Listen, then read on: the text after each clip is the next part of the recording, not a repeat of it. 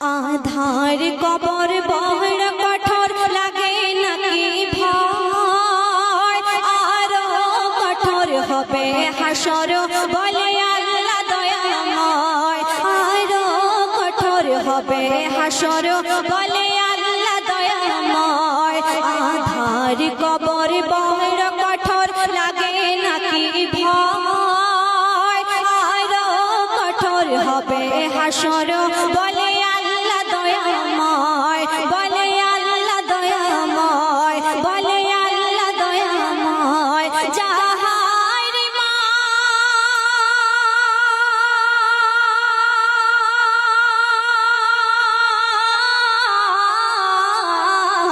যাহার মান আমল ভরা, যাহার মান আমল ভরা, সেটা হবে তাহার জয়।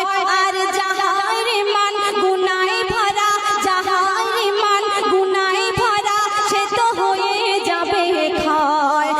আধার কবর বড় কঠোর লাগে নাকি ভয়, আরো কঠোর হবে হাসর বলে আল্লাহ দয়াময়, বলে আল্লাহ দয়াময়, বলে আল্লাহ দয়াময়। এই দুনিয়ার মধ্যে আমরা মেয়েরা অনেকে রূপের অহংকার করি, পুরুষ আমরা টাকার গরম দেখাই, অর্থের গরম দেখাই, রক্তের গরম দেখাই, কিন্তু দুনিয়ার মধ্যে যতদিন আছে ততদিন এগুলো চলবে। কাল দুনিয়ার মধ্যে থেকে যখন বিদায় নেব, সেই আধার কবর এই সোনার দেহ কিন্তু আর সোনার থাকবে না, এত সুন্দর সাজসজ্জা কিন্তু সেই রূপে থাকবে না।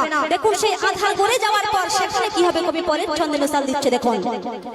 এই সোনার দেহ, এই সোনার দেহ মাটি হবে মরণের পরে, আপন কেহ আর না রবে, আপন কেহ আর না রবে, যেতে হবে কবরে।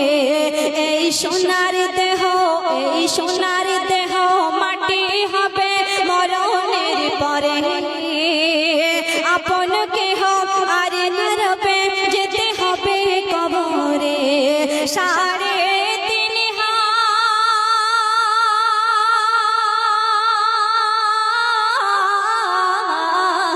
সাড়ে তিন হাত মাটির ঘরে, মাটির বিছানায়, কবি লিখছেন সাড়ে তিন হাত মাটির ঘরে, মাটির বিছানায়। তোমায় রেখে একে একে, তোমায় রেখে একে একে ফিরে আসবে ধরায়।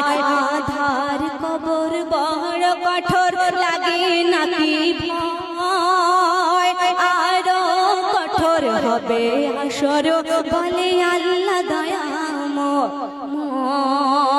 তারপরে সেই নারীকে উদ্দেশ্য করে বলছে, দুনিয়ার মধ্যে সমস্ত ইবাদত করত কিন্তু সে স্বামীর হুকুম পালন করতো না।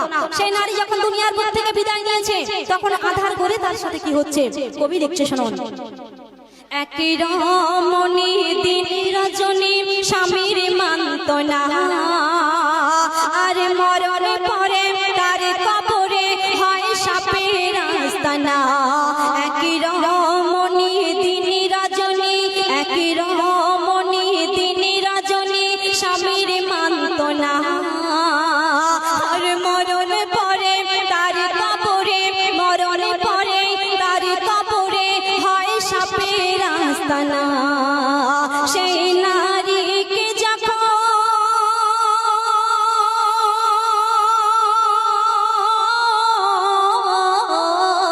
সেই নারীকে যখন সেই কবরে দাফন করা হয়, সেই নারীকে যখন সেই কবরে দাফন করা হয়, যত বিষাক্ত সাপ একে একে, যত বিষাক্ত সাপ একে একে তার কবরে ঢুকে যায়, যত বিষাক্ত সাপ একে একে তার মুখে ঢুকে যায়।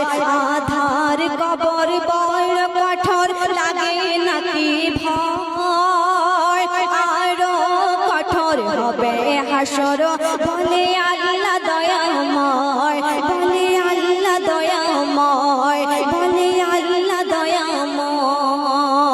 সেই দুনিয়ার মধ্যে সেই মহিলার মাকে কি স্বপ্ন দেখাচ্ছে, স্বপ্নের মাধ্যমে কি ওহি পাঠাচ্ছে, কবি পরের ছন্দে লিখছে শুনুন। স্বপ্ন দেখায় সেই নারীর স্বামীকে কি ওহি পাঠাচ্ছে, কি স্বপ্নের মাধ্যমে কি জানাচ্ছে, তাই কবি লিখছে স্বপ্নে দেখায় রাতের বেলায় স্বামীকে তাহার কি বলে বিবি সেথায় আযাবের জ্বালায় করেছে চিৎকার। স্বপ্ন দেখায় রাতের বেলায় স্বামীকে তাহার আর বিবি সেথায় আযাবের জ্বালায় করেছে চিৎকার।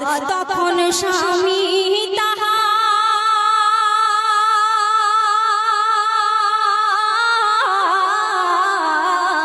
তখন স্বামী তাহার কেঁদে কেঁদে খোদার দ্বারে কয়, তখন স্বামী তাহার কেঁদে কেঁদে খোদার দ্বারে কয় বিবি আমার ভুল করেছে, বিবি আমার ভুল করেছে, ক্ষমা করো দয়াময়। আধার কবর বড় কঠোর লাগে নাকি ভয়, আরো কঠোর হবে হাসর বলে আল্লাহ দয়াময়, বলে আল্লাহ দয়াময়, বলে আল্লাহ দয়াময়। একদম শেষ কথায় কেমন করে সে স্বামীর কথায় আল্লাহ পাক সেই নারীকে মুক্তি দিচ্ছে, একদম শেষ ছন্দে কবি লিখছে শুনুন। সেই স্বামীর কথায় আজাব আল্লাহ ক্ষমা করে দেয়, মা বোন আমার স্বামীর অবহেলা, মা বোন আমার স্বামীর অবহেলা আল্লাহ কভু নাহি সয়। সেই স্বামীর কথায় আজাব আল্লাহ ক্ষমা করে দেয়, তাই কি বলছে মা বোন আমার স্বামীর অবহেলা আল্লাহ কভু নাহি সয়। বলে মুকাব্বির,